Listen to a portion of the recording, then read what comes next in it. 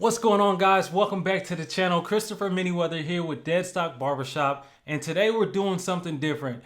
Today is December 1st, 2020, which means we officially kick off Vlogmas. What Vlogmas is, for those of you who do not know, Vlogmas is a tradition that was started by a YouTuber maybe back in 09 or 2010 or something like that. And what she ended up doing was vlogging, doing a daily vlog and uploading every single day all the way up until Christmas Day. YouTubers since then have made it a tradition to do Vlogmas, and they also do, like in August, I think they do Vlogmas and just things like that. So it's all the same thing though, where they upload every single day. I wanted to take on the challenge for myself. I want to be more consistent. This will be the fastest and easiest way to build that consistency while giving you guys some great quality content and just really introducing you to me, who I am, how I got started, and just tips and tricks along the way, just different things. So I'll just get into who I am right now. I'm Christopher Manyweather. The name of my barbershop is DeadStock Barbershop.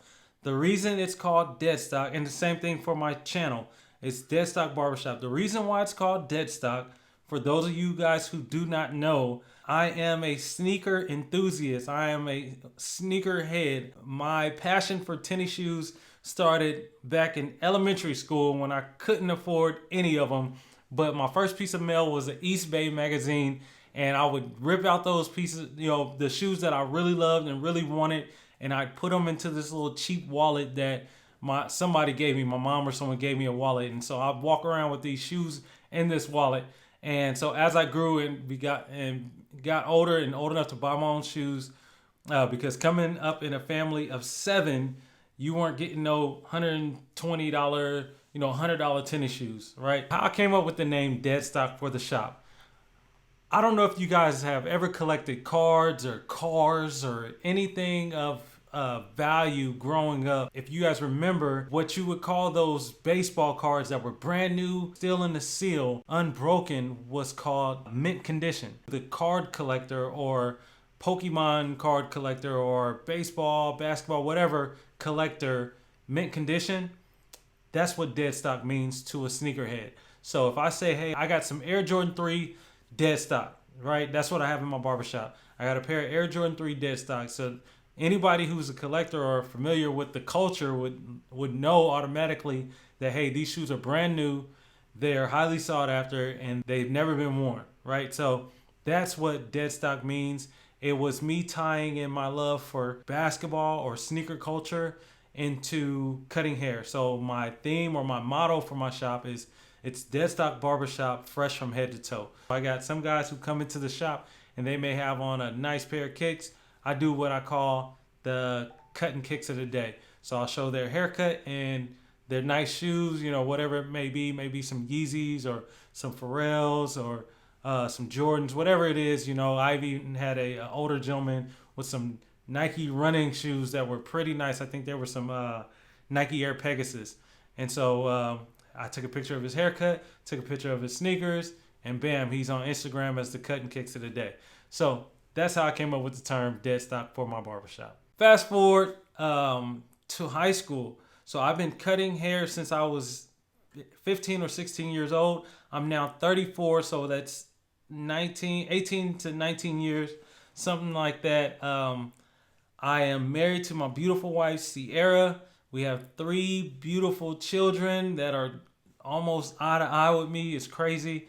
My 13-year-old Christopher Jr. Kalia, she is 11. She'll be 12 on December 17th, which is also our wedding anniversary. So you guys will get to see some things. Maybe when we go out to dinner, I might record a little bit, or a gift exchange or something like that. My youngest, he just turned 7, Caden. Yeah, and we got a little dog named Channing. So that is my family. How I got into cutting hair, I was given clippers by my older brother. So I grew up in Portland, Oregon. It's a much smaller city than a place like Dallas, where everywhere is 30 minutes, no questions. You just drive, you don't even think about it. I got to go over there, I just go.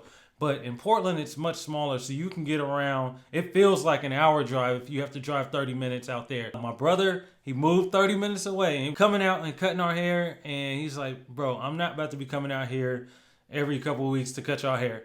Plus, he's not getting paid for it. You know, he's not making money. It's our brother. So he gave me the clippers. Like, it's your turn. You got to start cutting their hair now. So the first head I did was my own. And honestly, I didn't mess up in my eyes.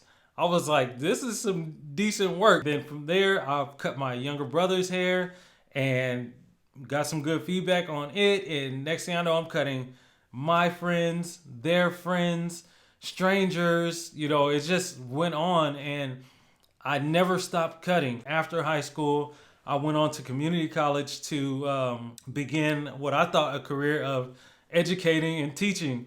You know, I thought I was going to get into that realm, not knowing that eventually I would cross those paths, because now I get to educate and do what I'm doing now, but just in a different form, you know, a different classroom setting. I realized I was just like, man, I'm in school. I'm newly married. My wife and I, we got married right after high school, 2005, December 17th. I'm in school and I'm cutting hair and I'm working a part-time job. And I realized this has to be a profession. Like, I know people go to barbershops and get haircuts. By this time I had already fell in love with the craft, and I had told myself, like, I want to be the best one day, you know, things like that. I just want to be like the coldest barber ever. And so I started out on this journey of consuming as much barber content as possible, back when barber content was nothing like what it is now, and you didn't have guys doing voiceovers and showing displays and all the different things that you guys see in that I try to incorporate in my video, and what other barbers, YouTube barbers, are doing as well, that make it simplified to learn. You know, very simple to learn, easy to pick up, knowing what guards you got, you know, knowing what system that they're using, teaching you and giving you different systems to try. And so at that time, there was none of that. It was more so, let me watch and learn, you know, and try imitate whatever it was. I love being a barber.